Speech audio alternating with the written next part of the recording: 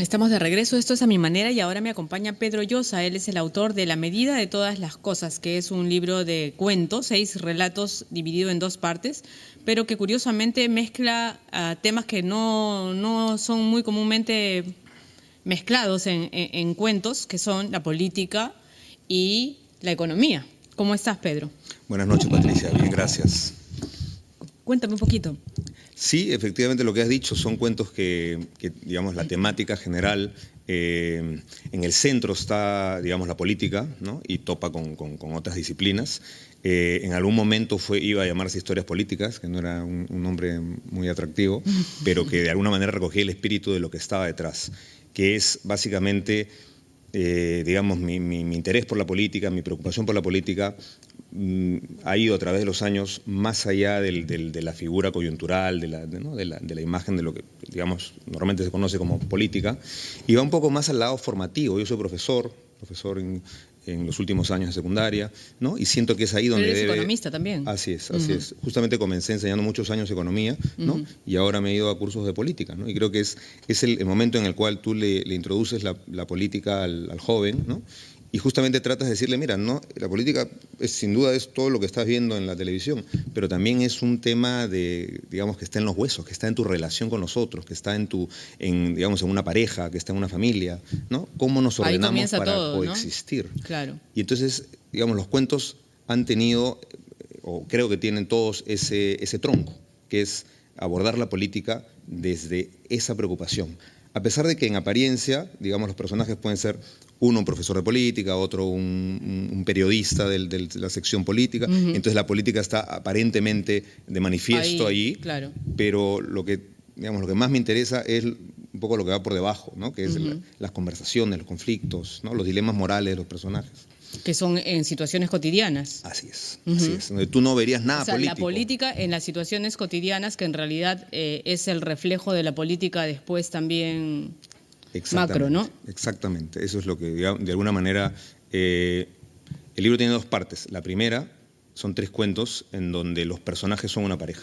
Ya. Y entonces, digamos, hay esa política aparente de que uno de los personajes es profesor, etcétera, ¿no? Y está en las discusiones políticas, pero donde creo que está más la política es en estas situaciones inesperadas, digamos, uno de ellos encuentra unas fotografías del otro con un antiguo amante, en la otra tienen que separarse, dicen vamos a poder vivir separados. Entonces, en todos los casos creo que hay una necesidad, hay que construirnos un mundo distinto al que conocemos. ¿Podremos hacerlo? Y creo que eso es lo más político que puede haber, ¿no? Ponernos de acuerdo en inventarnos una forma de coexistir. La esperanza de un futuro diferente, siempre. De un futuro diferente. De lo que ofrecen todos los candidatos, además, ¿no? Por algo eso que ofrecen un futuro diferente. De alguna manera está vinculado, ¿no? Sin duda, creo que es eso lo que, digamos, ya en la política más cotidiana, efectivamente, todos tratan de decir, bueno, vamos a ir por un camino diferente. Claro. Qué difícil es ir por algo que no, digamos, qué difícil es realmente crear una situación que no es la que ya conocemos, que no es el orden del mundo que ya tenemos, ¿no?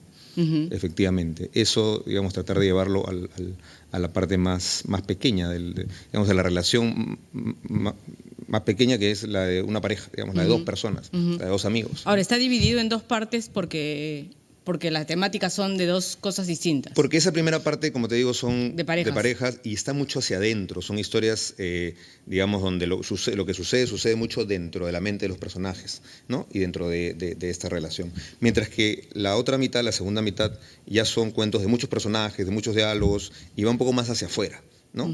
Por ejemplo, hay uno de ellos, se llama El Juglar de Feria, que es un cuento que parte en el momento en el que es un poco basado en un artículo que se publicó hace muchos años, hace el 2012, donde un economista escribía que Vallejo y que Ribeiro, pues como eran escritores un poco tristones, ¿no? Habían dañado, habían un poco desmoralizado a los peruanos, y entonces él decía que la literatura no debiera hacer eso, etcétera, ¿no? Entonces, digamos, de ahí parte para mí una historia que es, pienso, cómo se debe haber sentido el editor de esta nota o el encargado, el responsable de que se haya publicado algo así, cuando de pronto recibe pues un bombardeo de diferentes medios, ¿no? Diciéndole qué disparate está hablando este señor.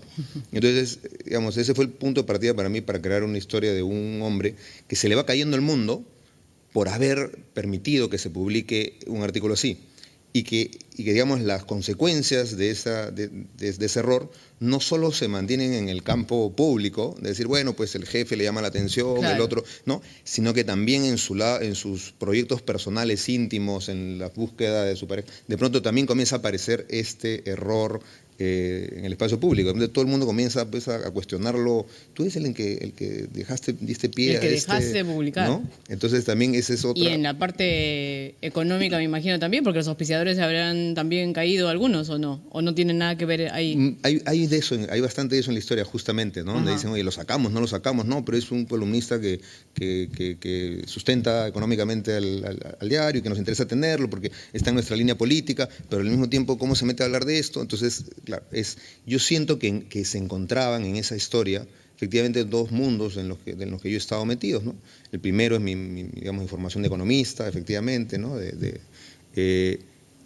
Y el otro es el literario, ¿no? Digamos, mis años en San Marcos, ¿no? El estudio donde pasé haciendo unos estudios de literatura. Entonces sentía que el que un economista pudiera de pronto, digamos, hablar sin ningún desparpajo de tótems literarios, como pueden ser, ¿no? Vallejo y Rivero, era justamente el choque de dos mundos, ¿no? El choque de dos mundos que tú dices, oye, esto no pasaría nunca acá, y más bien en este otro lado, mientras no se topen, puede coexistir, pero en un momento dado en el que ya entra el espacio público, hay una fusión. Y entonces creo que eso se ha filtrado un poco a muchos de los cuentos y ha terminado dando este nombre, La medida de todas las cosas, porque es un cuestionamiento sobre la valoración que le damos al otro, al ser humano, a las cosas.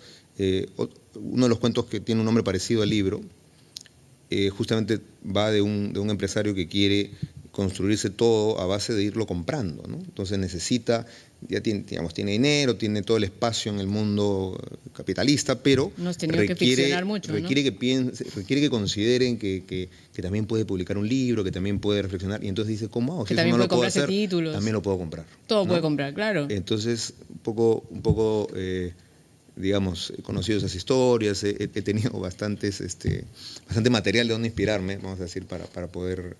Ahora, la vocación por la economía y por la literatura vinieron juntas en tu caso, porque es como, yo te iba a decir antes, que es un poco raro que un economista comience a escribir libros. Este es tu cuarto libro, ¿no? Sí. Tu cuarta novela.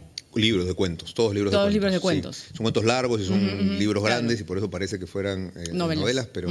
es una buena pregunta. Yo creo que quizá sí se superponen, ¿no?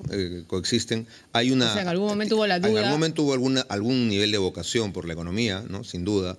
Quizá de muy chico, quizá teniendo una idea pues, muy romántica de lo que podía ser, y fue cuando estudié. Pero también siempre estuvo el de la literatura. Quizá nunca lo vi con la posibilidad de pensar que podía salir de ahí una carrera, un modo de vida. Y luego sí han estado en cierto conflicto, te diré, ¿no? Porque, digamos, terminé de estudiar economía, trabajé como economista varios años y luego me fui a San Marcos a hacer una maestría en literatura, que era algo rarísimo, porque pasar de una a otra, ¿no?